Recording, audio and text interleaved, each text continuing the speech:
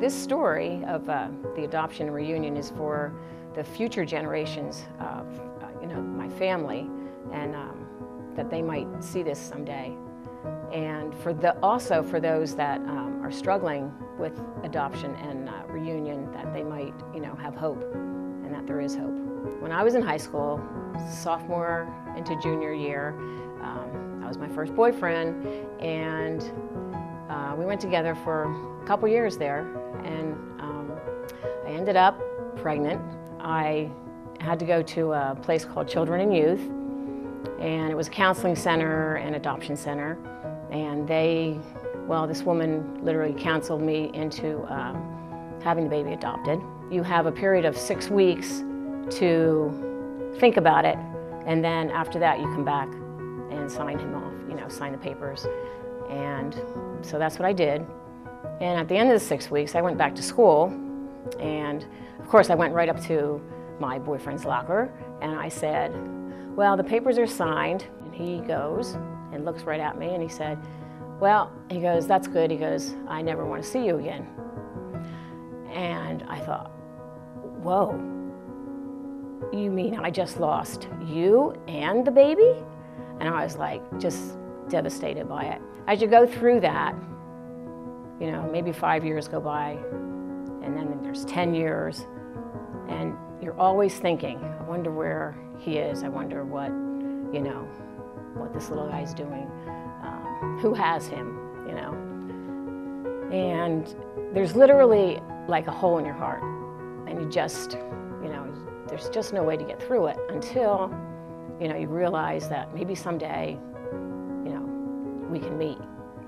So the years went by, and I was like, oh my God, he's 16 now, and he's 20, and he's 25.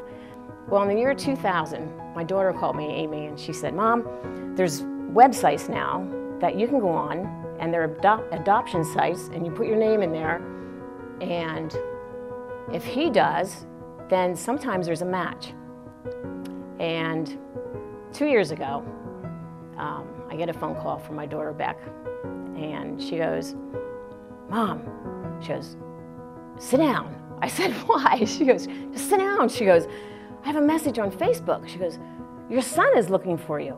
And I was like, Amy, I said, it's gotta be a scam. It can't be right, I mean, he's 44 years old. I was just about ready to, give up. And she goes, Mom, just call this lady. She's in Louisiana. So I said, all right, I'll give the lady a call. I talked to her, and she said, well, she goes, I can call him and give him your number, and he can give you a call. And I said, oh my God, I said, that is amazing. So that's what happened. And I get a phone call, and it was him on the other line, and that's where I start crying. So, it was just amazing. And so we went out to, he lives in Seattle, and we went out there. We flew out about a month later, actually, and stayed with him and his family. And he's married, has 3 little kids, doing great. He grew up in an amazing home.